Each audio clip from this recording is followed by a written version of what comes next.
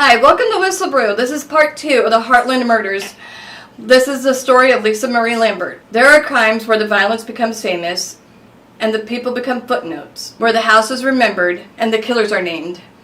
The headline travels the world, but the woman who lived there slowly disappears. This is one of those stories because before it became a court case, before it became a movie, before it became a cultural symbol, there was Lisa Marie Lambert, a daughter, a friend, a caregiver, a mother who slept light because her baby breathed louder at night. And this story does not begin with murder. It begins with Lisa. Welcome back, my beautiful, curious, slightly unhinged truth seekers and lovers of the unforgettable real. You've tuned into Whistle Brew, caffeinated by secrets, the only place where we just don't sip the tea. We squeeze every last drop of truth out, strain it for facts, double check for receipts, and serve it piping hot, all to bring attention to the stories that need to be told. Settle in, grab yourself a strong cup of coffee, tea, or whatever emotional support drink you're holding tonight, because today we're talking about Lisa Marie Lambert, a victim alongside Brandon Teena and Phillip DeVine. Most people know Brandon's story. It deserves to be told, but tonight we're shifting the light. Tonight is for Lisa, and next it'll be for Phillip, because they should never be left in the dark, forgotten, minimized, or erased. Not here. Not on Whistle Brew. Lisa Marie Lambert was 24 years old in December of 1993. She just lived outside of Humboldt, Nebraska in a modest farmhouse surrounded by open land, the kind of place where nights were quiet enough to hear when it gets to sighting, where neighbors are far enough away that privacy feels natural. Friends said her house always felt used, not messy, but lived in. Baby items near every doorway, a couch that always had someone sleeping on it, coffee cups in the sink because she chose rest over perfection. Lisa worked as a certified nursing aide, a job that demanded everything. Coworkers later told investigators she was patient with difficult residents, gentle when people were embarrassed. The aide families requested by name. One former coworker said Lisa treated people like they mattered even when no one was watching. But the role that shaped her the most was motherhood. Her son Tanner was still a baby, old enough to recognize her voice, young enough to need her constantly. Friends said Lisa scheduled her entire life around him. She worried about doing enough. She worried about doing it right. She worried about everyone else before herself. Her parents later told police that Lisa wasn't reckless. She was just hopeful. She believed people deserved help before judgment. That belief followed her everywhere. To understand Lisa, you have to understand where she lived. Life in the early 90s in Humboldt, Nebraska was small. It was rural. It was tightly connected. People know who lived there. Doors weren't always locked. If someone needed help, word traveled fast. It was a place where people stayed with friends instead of hotels. Couches became beds. Trouble didn't always look dangerous until it was. Lisa grew up in that culture. Helping wasn't a risk. It was simply expected. The house became a refuge. December 30th wasn't chaotic. It was cold and quiet and ordinary. Inside Lisa's house that night, there were 3 people trying to rest. Lisa moving carefully so she wouldn't wake Tanner. Tanner asleep in his crib in her bedroom. Brandon Teena Brandon Teena exhausted, hiding after reporting a rape. Phillip DeVine, a friend staying there. Friends later said Lisa didn't make speeches about helping people.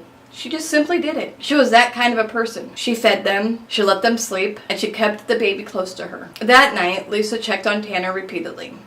She laid down in her waterbed. She believed the walls and the doors meant safety. She had no idea danger was already driving around towards her. While Lisa's house grew quieter, John Lauder and Tom Nissen were doing the opposite. Court testimony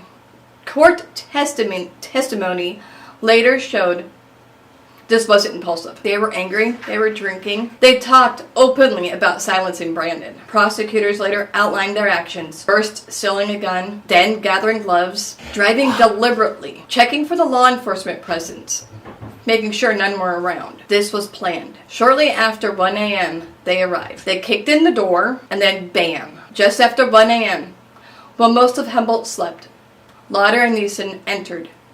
Lisa Lambert's farmhouse, seeking Brandon Teena. Inside the house that night, Lisa Lambert, 24, in her bedroom, Tanner in the room, either in Lisa's arms or in his crib nearby. I've read articles where it stated that she was holding him, or that he was in the crib, so I'm not exactly sure where he was. Brandon Teena hiding under blankets at the foot of the bed. Phillip DeVine elsewhere in the house. Court testimony established that Lauder and Nissen knew Brandon was likely there. They entered the home forcefully and moved with purpose. When they found Brandon hiding, Lauder shot him in the stomach. Brandon was still alive. Rather than leave, Nissen stabbed Brandon in the chest, admitting later in court it was to make sure he was dead. Lisa witnessed this. When questioned about Brandon's whereabouts, Lisa refused to give him up. That refusal, quiet, steady, unwavering, would cost her life. After Brandon was killed, Lisa was shot. Evidence showed she was shot at close range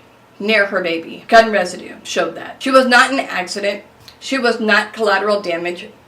She was intentionally silenced. The men then turned their attention to Phillip DeVine and shot twice, killing him. 3 people were murdered inside Lisa Lambert's home. In a matter of her infant son was left alive, thankfully. The entire crime scene, bodies, blood, shell casings, surrounded a baby who could not understand why his mother never picked him up again. The aftermath. After leaving the farmhouse, Lauder and Nissen attempted to destroy evidence. They discarded the gun, threw gloves and other items into an icy river. Investigators later recovered a knife sheathed, marked with Lauder's name. Critical evidence at the trial. The men did not flee far. They were arrested later the same day, December 31st, 1993. The case moved quickly, not because it was simple, but because the evidence was overwhelming. The trial of Marvin Nissen. Nissen chose to cooperate with prosecutors, admitting his role in testifying against Lauder.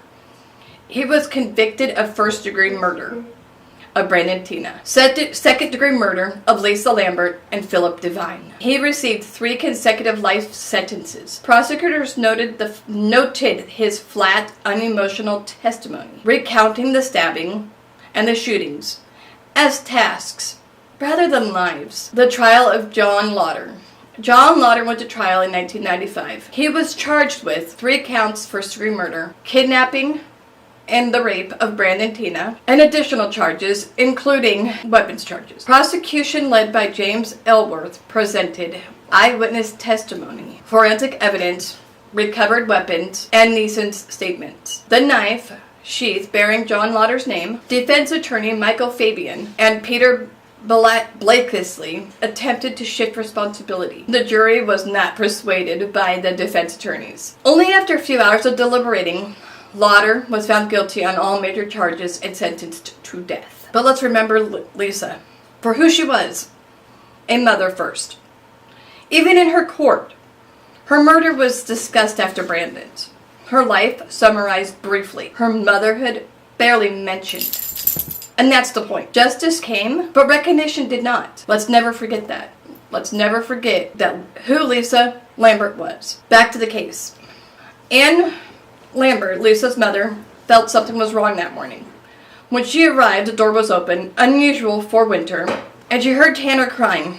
She ran into the home, found Phillip first, and then her daughter dead. Picking up Tanner, cold and crying, officers described the crime scene as one of the most disturbing they've encountered. Multiple shell casings, blood showing movement, an infant alive amidst 3 murder victims. As media attention focused on Brandon and hardly on Phillip and Lisa, they became the homeowner, the woman who lived there, another victim. Her motherhood faded. Her career disappeared. Her choices minimized. Friends said it felt like we lost her twice. And that's where I come in to speak about Lisa Lambert. Lisa Lambert was caring. She worked caring for others. She cared. She just simply cared. She loved her son fiercely, opened her home without hesitation, refused to betray someone who needed protection. She didn't die because she was careless. She died because she was consistent. Friends still say Lisa never regretted helping someone. In conclusion, this is Whistleblow's conclusion. We often tell stories backwards. We start with the crime, the courtroom, the headlines, and only later remember the people, and not tonight. Not here, not on Whistle Brew. Tonight we start and end with Lisa Marie Lambert, mother to Tanner. A mother who cradled her baby while chaos knocked at the door. A friend who offered shelter without question. A caregiver who spent her days holding the pain of others, then went home to hold Tanner. She was not collateral. She was not an incidental. She was deliberate in her kindness and brave in protection of others. In a room of violence and hate, she stood as herself, steadfast, compassionate, unyielding. Tanner survived that night. Her love survived.